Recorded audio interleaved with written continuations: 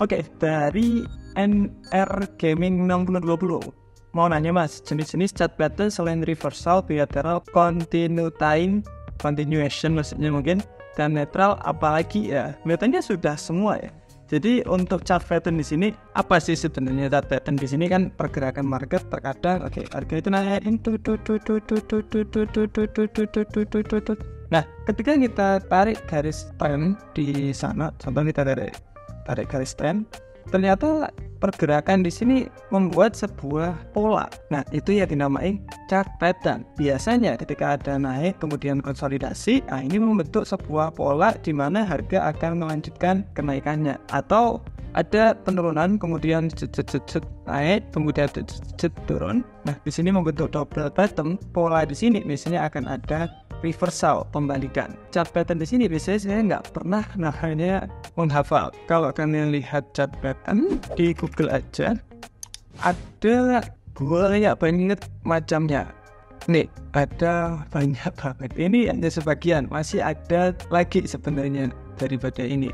Buat apa sih sebenarnya chart pattern kok digambar-gambar kayak gini? Nah, dari data-data sebelumnya, kita bisa contohin di painan aja. Dari data-data sebelumnya, ketika ada pergerakan market naik, kemudian mengerucut, itu kemungkinan akan ada kenaikan, melanjutkan tren sebelumnya. Ya, jadi, kalau ada kenaikan, kemudian mengerucut, ini kemungkinan akan ada kelanjutan untuk naik. Jadi kita bisa ekspektasi market itu bakalan ada kenaikan dari data ke belakangnya. Nah, itu sebenarnya untuk chart pattern. Chart pattern yang biasanya saya gunain hanya sebenarnya nggak banyak. Hanya ini aja sebenarnya. Kalau bisa kita lihat, ada double top, double bottom, itu jadi satu biasanya. Kemudian ada flag pattern. Jadi biasanya kalau ada kenaikan, kemudian konsolidasi, berarti kelanjutan untuk naik. Jadi hanya dua pattern itu yang biasanya saya gunakan sering. Flag pattern di sini nggak hanya yang lurus loh ya. Jadi naik, kemudian dia merucut naik kayak gini. Ini juga saya sebut flag pattern. Atau naik, kemudian dia menurun. Ini juga saya bilang flag pattern. Kalau di sini namanya kan macam-macam tuh, ada bullish flag pattern, bearish flag pattern, nah kayak gitu. Kalian bisa cek full video chart pattern di sebelah sini. Welcome to Answer Your Question. Jangan lupa untuk komentar di bawah untuk kita jawab di video selanjutnya. Dari Will dan Firlando, bang saya mau tanya, kalau saya mau entry tapi momennya telat, terus saya maksa entry tapi pakai time frame kecil, lot size nya digedein, gimana pendapatnya? Jawabannya adalah no, jangan lakukan seperti itu, karena kita entry itu ada alasannya pak. Kalau telat, contoh seharusnya buy posisi tapi kita telat di sini, ada dua cara. Kita tunggu, kita ada entry, tunggu aja harga itu kembali membentuk double bottom untuk buy, atau kita masuk ke time frame kecil, di mana time frame kecil di sini berarti pergerakan segini kecil, pasti di time frame kecil ada naik turun kayak gini. Jadi Anda bisa beli di harga di sana. Tapi tetap resikonya standar aja. Jadi sesuai plan saja.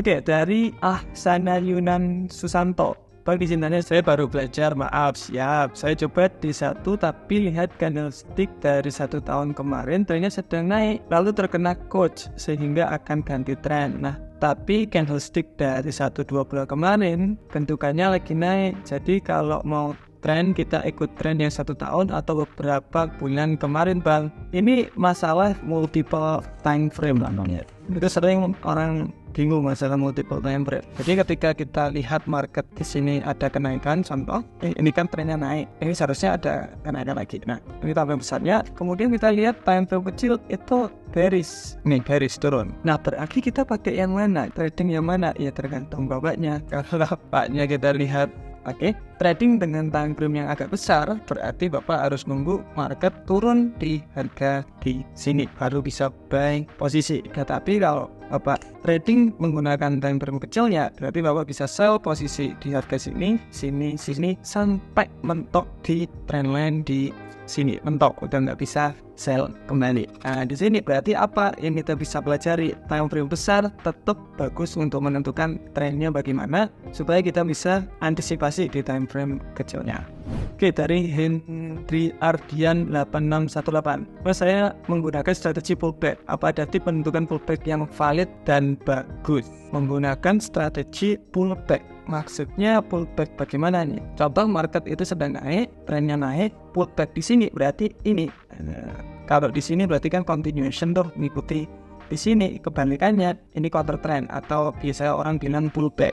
Nah, maksudnya strategi pullback ini bagaimana? Entry saat di sini atau entry saat di sini? Nah, kalau saran saya, kalau mau entry ikuti tren aja. Misalkan trennya naik tuh, berarti tunggu pullbacknya bagus, baru kita bisa entry di sini. Cara nyarinya di sini bisa ditarik tren, bisa support resisten, atau pakai cara yang lain. Semua ada di video kita, bisa dicek. Oke, dari Surya Super 5293 coba bahas silver bang. Sebenarnya silver di sini sama seperti peer-peer yang lainnya. Kalau gold kan XAU USD, kalau silver SAG USD. Oke, SAG USD di sini biasanya saya tetap masuk di time frame agak besar dulu untuk nentuin trennya. Kita bisa lihat, oke, market di sini ada harga yang sering kesentuh 1, 2, 3 sentuh banget. Wajar kalau harga nyentuh kemudian dicek. Kemudian ada harga yang lumayan signifikan juga tuh 2, 3, 4, 5. Oke, sering banget kesentuh di situ. Berarti kita bisa ekspektasi market di sini akan ada penurunan. Nah, penurunannya sampai mana? Kita cek lebih kecil lagi di H1. Nah, di H1 ada konsolidasi. Tinggal tunggu harga break aja. Nanti misalkan harga turun, konsolidasi break ke bawah, bisa sell posisi sampai dalam tuh. Tapi ketika harga ini break ke atas, kemungkinan ya lanjut ke 23. Ini harga support resisten sebelumnya tadi. Jadi cara menggunakan metodenya itu sama saja, karena technical analysis di sini berdasar dari harga-harga sebelumnya untuk memprediksi harga kedepannya. See you next video. Bye bye.